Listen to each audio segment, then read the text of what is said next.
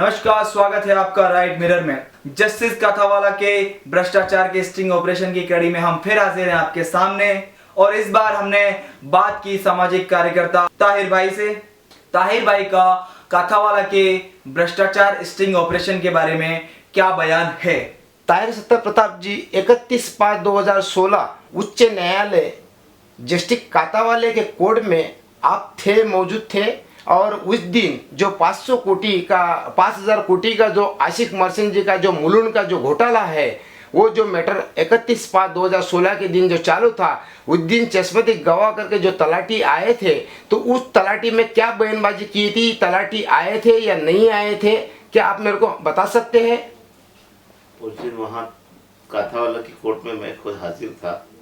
मैं लगातार सुनवाई में जब सुनवाई हुई, जब मैं वहाँ कोर्ट में हाजिर रहा, क्योंकि हमारे जो आशिक भाई जो है उनके हमारे ताल्लुकात होने की वजह से इस केस में हमको इंटरेस्ट था कि आशिक मर्चेंट की इतनी बड़ी प्रॉपर्टी का केस चल रहा है, तो हम उनकी उस इंटरेस्ट के हिसाब से हम वहाँ पर जाते थे। और हमने पूरी सुनवाई सुनी। उसके अंदर सुबह में 10 बजे लगातार काथावाला साहब ने पूरी सुनवाई और पूरी केस को सुना, उन्होंने पूरे आर्ग्यूमेंट्स को सुना। लेकिन उसके बाद में जब कुछ बातें रह गई तो उन्होंने काथावाला साहब ने ये ऑर्डर दिया कि आप ये आर्ग्यूमेंट, इनके वकीलों को बोला कि आप आर्ग्यूमेंट जो है वो रिटर्न में दो। आर्ग्यूमेंट उन्होंने रिटर्न में लिया। और जैसा कि हमने सुना था कि काथावाला साहब जो है वो बहुत ऑनेस्ट आदमी है और उनकी बहुत से लोगों के मुँह से हमने तारीफ सुनी थी। हमको उनसे बहुत उम्मीद थी कि यहाँ पर हमको न्याय मिल जाएगा। आशिक मर्चेंट की जो प्रॉपर्टी है उसका जो न्याय, उनके साथ में जो नाइंसाफ़ी जो हो रही थी, उसका उनको इंसाफ मिल जाएगा, ये हमको पूरी उनसे उम्मीद थी। और ये इस उम्मीद की बुनियाद पे हम आशिक भाई के साथ में हम वहाँ पर जाते थे।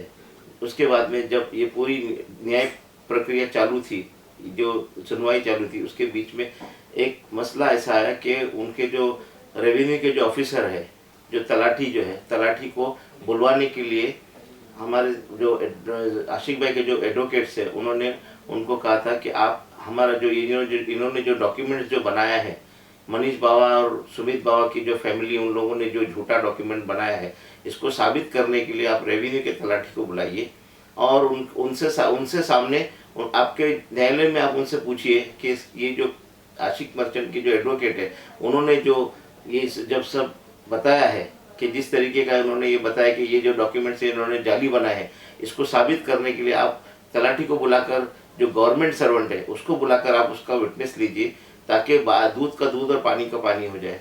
और जस्टिस काथावाला ने उनको बुलवाया और बुलवाने के बाद में पूरे लोगों के सामने उन्होंने पूरा बयान लिया। और बयान लेने के बाद में उन्होंने जस्टिस काथावाला ने एक नहीं, दो नहीं, 3 बार उनको पूछा कि ये जो आप जो बोल रहे हो ये सही है या कोई गलत है। नहीं, उन्होंने बोला कि नहीं, ये सब सही है और ये जो आशिक मर्चेंट के जो एडवोकेट जो बोल रही है ये बात सही है। उन्होंने ऑब्जेक्शन लिया था, जो अपोजिट फैमिली है उनके लोगों ने ऑब्जेक्शन लिया था कि ये प्रॉपर्टी के लीगल वारिस नहीं है।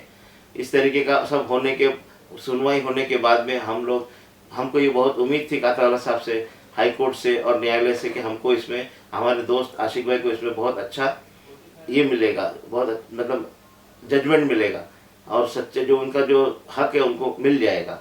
लेकिन जब ऑर्डर आने के बाद हमने उस ऑर्डर को पढ़ा तो हम एकदम शॉक हो गए कि बम्बई में, और वो भी बम्बई की उच्च न्यायालय, जो कि पूरे हिंदुस्तान की जितनी उच्च न्यायालय और सुप्रीम कोर्ट जिनसे लोगों को आशाएं है, उनके बगैर तो लोगों को इंसाफ देने वाला इस हिंदुस्तान के अंदर मुझे तो कोई दिखा नहीं, सिवाय कोर्ट के। आज जितने भी मसले होते हैं उसमें न्याय की आखिरी जो घड़ी होती है वो न्यायालय के ऊपर ही सबकी नज़र टिकी हुई रहती है। और अगर यहाँ पर ही अगर ऐसा होने लगा तो फिर हिंदुस्तान के लोग कहाँ जाएंगे और किससे वो लोग मांगेंगे इंसाफ?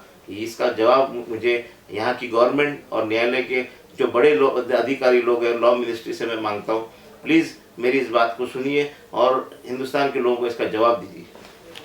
कहीं ना कहीं काथावाला के गलत डिसीजन से, गलत निर्णय से लोग खफा है, लोगों में गुस्सा है।